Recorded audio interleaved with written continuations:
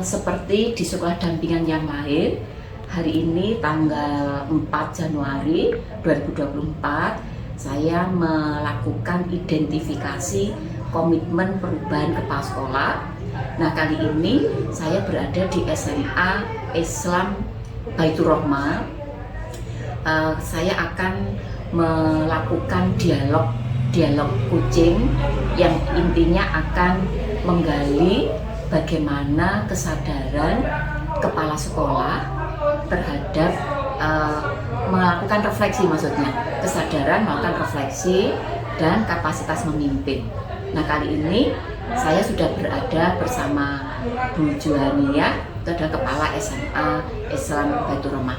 Selamat pagi Bu Ju. Selamat pagi. Ya, ini bagaimana sudah 1 tahun kegiatan yang kemarin tanggal berapa ya di SMA Taruna Nala ya? Iya. Tanggal 15 ingat saya. 15 itu sudah dievaluasi, ada sampai rekomendasi. Tadi juga sudah saya lihat sudah melakukan evaluasi terhadap visi misi. Tentunya kalau visi misi sudah dievaluasi, itu sudah ada laporan keterlaksanaan program kerja tahunan 2023. Nah, sekarang di tahun 2024 ini Bu Ju, saya kepingin mendapatkan informasi dari Bu Ju apa yang menjadi kelemahan dan kekuatan atau dibalik kekuatan dan kelemahan dari SMA Islam Baitur Rahmah yang Ibu pimpin selama ini, seperti apa Bu Ju? Saya izin merekam juga ya, dan mencatat apa-apa yang Ibu sampaikan. Ya, silakan Bu Ju. Saya mulai dari kelemahannya. Mungkin karena memang banyak sekali sekolah kami itu kelemahan, terutama yaitu di bidang lingkungan. SMA Baitur Rahmah ini sulit sekali untuk mendapatkan siswa. Itu sudah menjadi kelemahan kami yang sudah lama, dan saya setiap tahun itu berbagai cara bagaimana sekolah ini bisa mendapatkan siswa. Ya, paling tidak kita targetlah minimalnya 20 orang. Tapi setiap tahun itu kalau di awal itu kami tidak pernah sampai 20, jadi masih paling maksimal 15. Kemudian setelah itu memang kami mencarinya tidak secara door to door, jadi tidak begitu banyak. Tapi kalau promosi ke lingkungan sekolah-sekolah setempat di sekitar SMA Baitur Rahmah, insya Allah kami mulai bulan Januari ini sudah promosi. Tahun ini pun di 2024 kami sudah mulai menjalankan untuk promosi sekolah kami untuk lingkungan di sekitar SMA Islam Baitur Rahmah, terutama di sekolah swasta ini. Tapi dari hasil promosi, kalau kita masuk ke dalam kelas untuk mempromosikan untuk anak-anak kelas 9, kalau mereka tanya anak-anak itu mau melanjutkan ke SMA atau SMK, pasti jawabnya mereka SMK. Kalau disuruh ngacung di antara satu kelas itu pasti yang SMA hanya 1-2. Nah, itu kadang-kadang kami mempromosikan seperti apa, padahal ya di awal-awal sudah SMA maupun SMK itu kan sama saja. Nanti kalian kalau misalkan lulus untuk dunia kerja malah lebih fleksibel SMA. Promosi kami seperti itu. Kalau SMK kan sudah ada jurusannya masing-masing. Kalau tidak sesuai dengan jurusan dan keahliannya kadang-kadang kan mengalami kendala untuk bisa dunia kerja. Tapi kalau SMA kan lebih fleksibel, menurut saya begitu. Masuk dimanapun kalau SMA itu fleksibel. Tapi mungkin ya sudah dari orang tua ataupun lingkungan ya sudah memperkirakan kalau SMK itu sudah bisa langsung kerja kan, begitu kan pendapatnya orang-orang awam kan seperti itu. Sehingga kami kalau promosinya secara ke sekolah-sekolah ya seperti itu hasilnya. Akhirnya kami menggunakan door to door. Ya, dari rumah ke rumah mana. Door to door itu juga kami harus memilih. Kan tidak bisa sembarangan juga untuk menghasilkan siswa, bagaimana bisa masuk ke sekolah kami gitu. Akhirnya kami putuskan bersama-sama dengan guru, sudah kita ambil mulai tahun 2019 17 afirmasi. Afirmasi. Ya, program afirmasi untuk siswa yang tidak mampu, SPP dihapus, tidak ada SPP, uang gedung tidak ada, jadi gratis.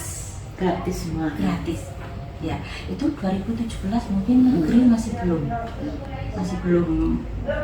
belum membuat SK untuk afirmasi, tapi kami sudah sampai sekarang. Nah, sekarang dengan ditambahnya negeri juga ada afirmasi, ya kami juga tambah kepepet juga. Kalau siswanya sedikit juga untuk kegiatan-kegiatannya kan tidak bisa berkembang dengan baik juga. Ya, Itu kelemahan dari siswa. Tapi kami tidak pantang semangat, tentu semangat untuk mencari, karena yang kami tuju itu adalah anak bangsa. Anak bangsa yang harus kita didik, kita bimbing, kita bina gitu. Jadi itu mungkin yang kelemahan dari yang pertama. Terus yang kedua, kelemahannya lingkungan. Ya, lingkungan kita memang di tengah kota betul. Kemudian kami ini kan dikelilingi oleh sekolah yang sudah bagus, Bu. Dengan kondisi sarana yang seperti ini minim di Baitur Roma mungkin ya barangkali ya sebagian orang tua juga tidak akan menoleh, karena yang ditoleh kan adalah sekolah yang bagus seperti itu.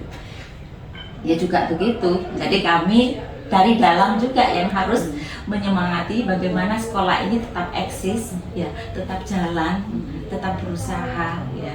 Ya itu tadi tujuannya itu anak bangsa itu. lalu kalau kelebihannya seperti apa? Kalau kelebihannya yaitu dengan adanya kelemahan yang seperti GTK, mungkin bagi kami Bu Nini juga sudah mengetahui, dari 75% kami memang tidak ambil GTK dari bukan. Jadi GTK yang sudah diambil oleh kepala sekolah kami yang sebelumnya memang tidak pernah kami mengeluarkan guru ya. Jadi guru yang ada itu kami bina ya sesuai dengan apa yang sudah ada itu, sehingga mereka sekarang karena kan 75% sudah berumur ya Mas. Ya. Karena kita melihat banyak kekurangan itu ya, satu-satunya jalan yaitu kerjasama, gotong royong, ya kerukunan. Guru yang memang punya potensinya yang sudah lebih dari 50 tahun. Sebenarnya kalau saya ke Bapak Ibu guru bukan masalah usia, kalau kita mau belajar, seperti yang Bu Nini sarankan kepada kami, usia tidak akan jadi masalah. Yang penting kita mau niat untuk mau belajar. Ya. Itu. Oke. Lalu tadi Bu terkait dengan kelemahan tadi yang sudah Ibu sampaikan, bagaimana Ibu mengantisipasi kelemahan di SMA Islam Baitur Roma ini seperti apa? Ya, itu caranya yaitu belajar bersama. Belajar bersama, bergerak bersama. Jadi saya punya motto, ayo kita bergerak bersama akan hebat semua. Contoh konkretnya bergerak bersama yang sudah dilakukan seperti apa? Yang sudah dilakukan, kami setiap bulan kami mengadakan rapat. Setiap bulan pasti kami rapat, evaluasi setiap kegiatan yang sudah kita laksanakan menghasilkan apa.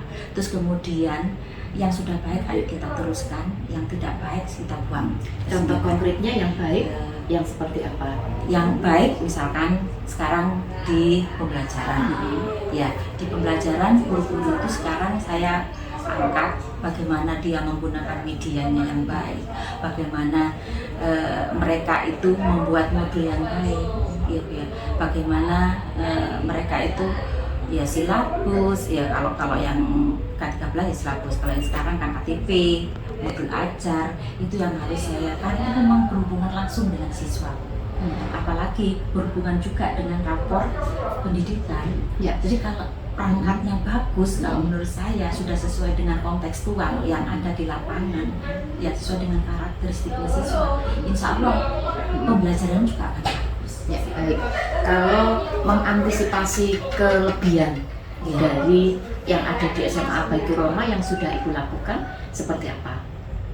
Supaya tidak terjadi biasa di dalam sebuah komunitas atau sebuah kan mesti ada gap antara yang tua dengan yang muda. Yaitu tadi dengan cara bergerak bersama, maju bersama, ya. Jadi kalau satu mengerjakan ini, yang lain juga harus mengerjakan. dan juga saya bentuk tim-tim juga Bu. Jadi kalau tidak bentuk tim nanti kerjanya sendiri-sendiri. Jadi kami harus bentuk tim. Jadi apapun yang kami lakukan, kalau punya program atau kegiatan langsung saya bentuk tim. Bentuk tim, terus kemudian panitia, siapa yang bertanggung jawab dan yang lainnya juga membantu. Lalu tadi Bu, ketika merasa sekolah ini berada di tengah-tengah sekolah yang sudah mapan, gitu ya, yang tadi Ibu sampaikan sebagai sebuah kelemahan. Mengantisipasi situasi seperti ini yang sudah Ibu lakukan seperti apa? Kalau mengantisipasinya ya tetap kami menggunakan promosi itu Bu. Promosi. Iya, ke sekolah-sekolah yang dekat dengan lingkungan sekolah kami. Yang kami sasar memang terutama ya sekolah swasta. Sekolah swasta yang di daerah kami, terutama di Benbing. Ya, Ini. sekarang muridnya dapat berapa? Sekarang yang kelas 10-15. Ya. Tapi memang kami ya sekolahnya ya benar Pak Agus sampai jadi sekarang ya masih jadi menderita ya Bu ya. Kalau sekolah jenengan itu bukan sekolah yang anak bukan malas. Kalau malas belajar masih kita motivasi mungkin mau belajar. Tidak minat. Itu yang susah. Lalu mengantisipasi kondisi siswa seperti itu, yang dilakukan apa? Ya, yang dilakukan biasanya guru BK kerjasama dengan wali kelas, dengan kepala sekolah yang setiap hari daftar hadir. Biasanya anak itu kalau tidak minat untuk sekolah kan pasti sekolahnya masuk hari ini, 1 minggu tidak masuk seperti itu. Ya orang tua kalau diceritakan bisa secara spesifik begitu ya, ketika ada anak tidak memiliki minat sekolah atau minat belajar, konkretnya yang dilakukan di sekolah ini seperti apa Bu? Kalau konkretnya BK biasanya kunjungan ke rumah, menemui orang tuanya, ya. Kalau biasanya anak-anak itu kalau sudah kunjung ke rumah besoknya masuk, ya ada. Tapi nanti berapa hari lagi hilang lagi Bu. Nah, yang kedua biasanya orang tua. Kita ajak bersama, ya, bersama dengan Bu BK, saya dan orang tua. Gitu karena secara individu, kalau kita secara bersama-sama nggak mungkin, karena orang tua ya juga begitu. Sama seperti kemarin pada waktu kami rapotan, ya juga individu pelayanan kami. Jadi kalau program sekolah mungkin saya yang akan bicara secara individu ke orang tua, kemudian BK nanti tentang kedisiplinannya mereka, tentang nilainya, kemudian untuk yang wali kelas tentang nilai dan hasil akademik. Kalau dari sisi guru ya Bu ya, guru di sini itu kan mengajarnya tidak hanya di sini, tapi juga mengajar di tempat lain. Nah, bagaimana Ibu mengantisipasi agar situasi ini bisa tetap menjadi andalan bagi sekolah gitu ya? Atau mungkin itu menjadi sebuah kelemahan, atau mungkin itu sebagai kelebihan, dan mengantisipasinya dari sisi sudut pandang kelemahan seperti apa, mengantisipasi dari sisi kekuatannya itu seperti apa, yang lebih spesifik begitu. Kalau guru yang tidak induk di sini, induknya di luar, ya seperti hari ini ada Bu juga, itu induknya di luar. Tapi semangatnya tetap, itu ya kelebihannya ya. Semangatnya tetap. Lalu apa yang Ibu lakukan dengan semangat itu tadi? Ya tetap bagaimana ya itu tadi Bu, yang saya giring itu Bapak Ibu guru itu, kita itu mendidik anak bangsa. Itu yang saya giring itu. Yang kita itu anak bangsa. Jadi harus kita punya rasa ikhlas untuk bagaimana. Jadi mereka itu sudah tidak melihat materi. Gitu. Dan alhamdulillah kami punya guru-guru itu yang punya tanggung jawab, yang memang kalau misalkan di sekolah A itu sudah hari Senin Selasa misalkan, guru-guru itu sudah dari Senin Selasa di sekolah A. Kalau misalkan sekolah B-nya di tempat kami adalah hari misalkan Rabu, Kamis, Jumat, ya saya mintanya seperti itu. Jadi memang merupakan kelemahan Bu.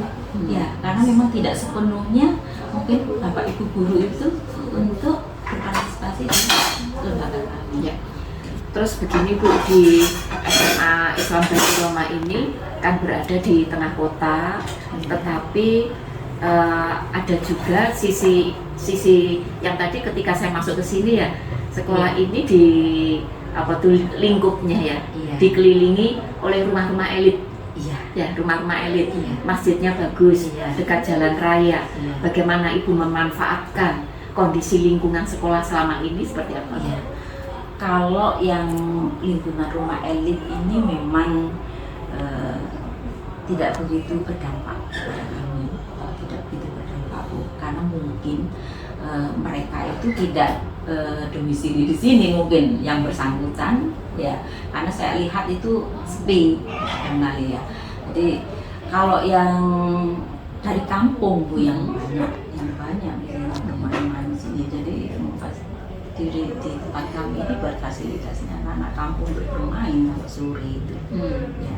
Kemudian kalau yang masjid kami manfaatkan kalau setiap hari Jumat kami itu kan mengadakan Jumat berkah.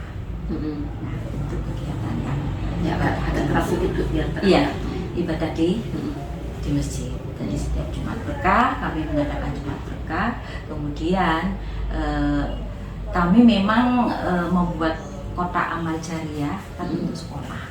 Kami letakkan setiap Jumat ada di masjid. Jadi itu partisipasi mungkin dari masjid. Kemudian juga masjid juga bisa kita gunakan untuk ibadah, sholat bersama, berjamaah zuhur sama asar, kemudian juga kegiatan-kegiatan yang keagamaan tempat. Ya, oke. Jadi itu tadi pertanyaan pemantik, dan pertanyaan pemantik itu ada pertanyaan pemantik utama dan lanjutan ya. Itu terkait dengan identifikasi, kesadaran, melakukan refleksi. Nah, berikutnya akan saya lanjutkan dengan topik yang kedua, itu berkenaan dengan kapasitas memimpin perubahan dari sisi kepala sekolah itu sendiri. Yuk kita lanjutkan, pertanyaan yang kedua itu berkenaan dengan program, gitu ya. Jadi pertanyaan yang ingin saya itu adalah bagaimana selama ini Buju itu menyusun program atau kegiatan beserta penganggarannya, seperti apa Bu? Di awal biasanya kalau untuk menyusun program itu yang saya kumpulkan dulu Tidak keras sedikit karena saya rekam. tim dari bendahara, karena memang dana dulu yang harus kami lihat gitu.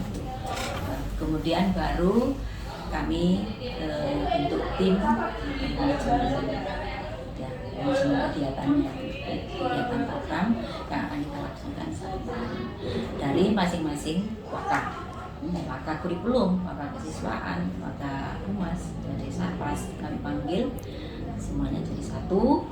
Kemudian setelah itu ya, saya memang membebaskan bapak guru dari masing-masing waka di tim itu membuat program sendiri. Kalau kepala sekolah nanti yang membuat program belum tentu sesuai dengan minat dan membebaskan dulu. Saya minta tolong untuk membuatkan program dari masing-masing waka. Waka kurikulum apa programnya, waka humas apa programnya. Nah, sebelum kami bertemu dalam satu tim yang harus dibahas. Nah, setelah itu baru dikonsultasikan kepada saya dengan bendahara. Tentunya kalau yang berbiaya kami rubah ya, tapi kalau yang tidak sesuai mungkin dia terlalu besar biayanya yang tidak sesuai dengan kondisi keuangan sekolah, kami rubah, kami mungkin programnya lebih diperkecil lagi seperti itu. Nah, setelah itu baru kami bertemu bersama-sama mengclearkan program itu, sehingga kalau sudah tahu ya Bu, dari keinginan masing-masing waka itu kan bisa terlaksana dengan baik. Kalau misalkan saya yang membuat program, nanti kan kadang-kadang tidak sesuai dengan mereka. Nah, tapi setelah waka-waka itu membuat program, pasti diajukan ke saya. Ya, kepala sekolah nanti akan saya lihat yang terlalu yang terlalu besar mungkin untuk pendanaannya bisa kita perkecil atau tidak kita pakai. Kemudian setelah di-ACC semua, baru kita membuat secara bersama-sama dengan Bapak Guru yang dikelirkan secara bersama-sama. Ya, kalau penganggarannya seperti apa? Sumbernya dari yayasan. Ya. Kalau untuk yang anggaran-anggaran dari ARKAS itu yang didadakan disesuaikan dengan program yang sudah ada. Lalu jika tadi para waka itu menyusun program lalu diajukan kepada kepala sekolah gitu ya, bagaimana Ibu menentukan skala prioritasnya seperti apa? Skala prioritas saya lihat yang memang yang ke murid Bu. Saya lihat kalau memang yang jadi sasaran siswa saya oke. Ya, yang berpihak ke siswa. Kalau hanya program yang tidak berpihak ke siswa saya memang tidak mau, karena tujuan kami adalah siswa dulu yang kami sasar adalah siswa. Karena di sini kan siswa yang tidak mampu, itu memang harus benar-benar yang terekam. Ya, harus memang benar-benar bagaimana dididik dan dibimbing di sini menjadi anak-anak yang bertanggung jawab. Adakah pertimbangan-pertimbangan lain ketika Ibu menetapkan program-program yang diterapkan, utamanya misalnya di tahun 2024? Seperti apa pertimbangan-pertimbangan selain itu tadi? Kalau pertimbangan selain siswa, mungkin juga kondisi sekolah juga sama dengan karakteristik sekolah ini. Contoh konkretnya? Contoh konkretnya kalau misalkan, tapi kebanyakan ya memang dari waka-waka itu membuat program itu tidak begitu apa ya Bu ya. Ya sesuai lah dengan yang ada di sekolah itu. Cuma kadang-kadang saya yang malah tambah memberikan program yang lebih bagaimana kalau dirubah seperti ini gitu. Misalkan tentang pembelajaran kan hanya di kelas saja. Jadi saya rubah ke kurikulum. Bagaimana kalau sekarang program itu tidak hanya di kelas, kita buat outing. Karena anak-anak kita itu, saya kira anak-anak itu kalau belajar di outing, di luar, di outdoor itu lebih suka. Jadi biasanya lebih banyak saya juga. Oke. Lalu berikutnya barangkali bisa lebih spesifik lagi unsur-unsur yang Ibu libatkan pada saat menyusun program tadi itu siapa saja selama ini? Kalau yang saya libatkan semuanya, karena memang kami punya guru hanya 18. Gurunya 18. Jadi 18 orang itu kami libatkan Semuanya. Termasuk yang dari yang pembiasaan juga, yang guru mengaji pun juga saya libatkan semuanya. Jadi biar sama-sama tahu itu program di sekolah itu seperti apa. Oke Bu Ju, satu lagi pertanyaan saya, Pak Ju tadi bagaimana Ibu menyusun program ya. Yang berikutnya apa perbedaan program dari tahun ke tahun? Misalnya tahun 2023 kemarin programnya seperti apa? Terus 2002 seperti apa? 2021 seperti apa? Atau 2023 ini kemarin seperti apa? Nanti di 2024 itu seperti apa? Bagaimana? Kalau yang program 23 kan memang kami sudah evaluasi kemarin Bu. Ini yang untuk supervisi, mungkin yang 2022 kami supervisi hanya kepala sekolah di kelas yang supervisi. Jadi tidak menggunakan teman sejawat. Tapi di 2023 kemarin kami menggunakan teman sejawat. Fungsinya apa? Jadi teman sejawat itu bisa melihat temannya pada waktu saat mengajar.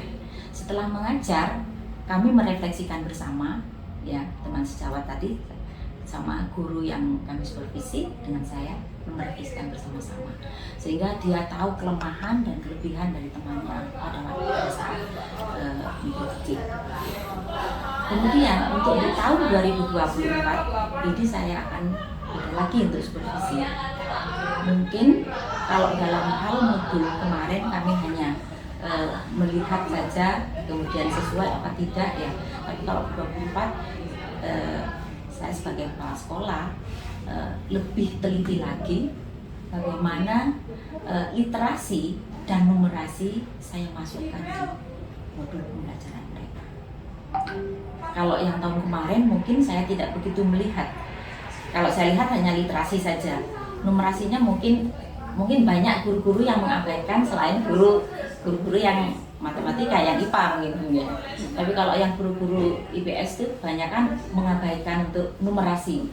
Karena saya melihat dari rapor pendidikannya Baitur Rahman, numerasinya sangat jelek sekali. Sehingga untuk tahun ini saya memang lebih berhati-hati dan melihat dari modul ajar Bapak Ibu guru yang mau disupervisi di kelas itu melibatkan literasi dan numerasi. Kalau untuk teman sejawat tetap saya menggunakan karena mereka bisa merefleksi dari guru seperti apa. Ya. Ada lain lagi yang membedakan antara program 23 dengan yang sebelumnya atau yang akan datang selain literasi numerasi? Kalau yang pembelajaran itu tadi Bu, untuk yang tahun ini mungkin saya menggunakan outing class itu lebih banyak menggunakan outing class. Jadi kalau yang tahun kemarin masih di kelas, untuk tahun ini saya suruh cari materi yang bisa kita buat sebagai outing class. Jadi biar pembelajarannya menjadi pembelajaran yang kontekstual, karena masih Bapak Ibu guru kami itu masih belum bisa membedakan. Ya. Pertanyaannya mengapa Ibu tertarik fokus ke situ, Bu? Ya karena memang pembelajaran yang sebenarnya itu, Bu. Ya, jadi belajar itu tidak hanya membaca kemudian mengerjakan tugas selesai dinilai. Anak-anak tidak dapat apa-apa. Tapi kalau kontekstual dengan praktek, dengan melihat langsung, anak-anak akan lebih suka dan tahu manfaatnya ke belakangnya nanti ke depannya seperti apa gitu. Ya, baik Bu Ju, sudah banyak informasi yang sudah saya dapatkan. Nah, bisakah saya dibantu Ibu membuat poin-poin penting gitu ya, apa yang menjadi kelemahan, apa yang menjadi kelebihan, lalu mengantisipasinya, lalu bagaimana Bu Ju menyusun program dan penganggaran, dan bagaimana perbedaan program dari tahun ke tahun setidaknya 3 tahun terakhir. Poin-poinnya seperti apa? Poin-poinnya dari berbagai macam yang pertama tadi, iya, dari berbagai kelemahan tadi saya jadikan satu. Dari kelemahan-kelemahan itu kan memang saya jadikan satu. Saya berpikir ini sekolah, kalau gurunya tidak kompak, gurunya tidak bersatu, gurunya tidak bergerak, gurunya tidak bergotong royong untuk baik dalam hal pembelajaran, baik dalam hal manajemen sekolah, apapun yang ada di sekolah ini tidak akan bisa maju, tidak akan bisa berjalan, tetap stop di tempat yang seperti dulu-dulu seperti itu. Sehingga kami harus menggerakkan Bapak Ibu guru supaya lebih maju. Memang ya seperti yang Bu Nini sudah kemarin nilai bahwa guru kami itu adalah punya daya tinggi tapi bergeraknya kompak ya. Cuma ya itu kompak itu Bu yang membuat kami, kalau tidak kompak apa yang jadi kompak, gotong royong. Jadi dalam hal apapun kami memang selalu untuk bermusyawarah, dan alhamdulillah kami punya teman-teman yang pengertian, yang memahami. Jadi bagaimana sekolah ini bisa tetap eksis, bisa tetap jalan. Ya, berikutnya yang program tadi. Kalau yang program memang kami menginginkan setiap tahun itu ada perubahan. Perubahannya perubahan yang lebih baik. Jadi mungkin dievaluasi tahun kemarin hanya di kelas, ayolah tahun depan kita yang lebih kontekstual lagi. Outing ya, outing mungkin dengan outing anak-anak bisa menyadari bahwa di luar itu bisa jadi pembelajaran, bukan hanya di dalam kelas saja pembelajaran itu terjadi. Di luar, di lingkungan, dimanapun, di pasar itu juga jadi pembelajaran. Itu yang ya. Baik Bu Ju, terima kasih. Semua informasi sudah saya rekam. Data ini akan saya gunakan sebagai referensi untuk bisa saya membantu Bu Ju mendampingi selama 1 tahun, gitu ya. Semoga nanti apa yang tadi sudah saya dapatkan itu bisa saya gunakan sebagai referensi untuk merencanakan pendampingan yang lebih tepat sasaran sesuai kebutuhan di SMA Islam Baitur Rahmah. Ya, jadi seperti ini ya, salah satu situasi ketika saya mengidentifikasi komitmen perubahan kepala sekolah yang terdiri dari kesadaran melakukan refleksi dan kapasitas memimpin perubahan. Informasi ini saya lebih kepada menggali dan mendata, tidak memberikan informasi yang benar seperti apa, yang tidak benar seperti apa, karena ini adalah asesmen awal bagi pengawas sekolah di dalam merencanakan pendampingan selama 1 tahun di tahun 2024. Nanti dalam proses pendampingan itu akan terjadi pendampingan yang sifatnya akan memperbaiki hal-hal yang sekiranya belum tepat dari apa yang dipahami, dari apa yang menjadi budaya di SMA Baitur Rahmah ini, sehingga nanti di akhir pendampingan itu akan terukur sebelum dan sesudah pendampingan seperti apa komitmen perubahan dari kepala sekolah khususnya di SMA Islam Baitur Rahmah. Sekian, terima kasih.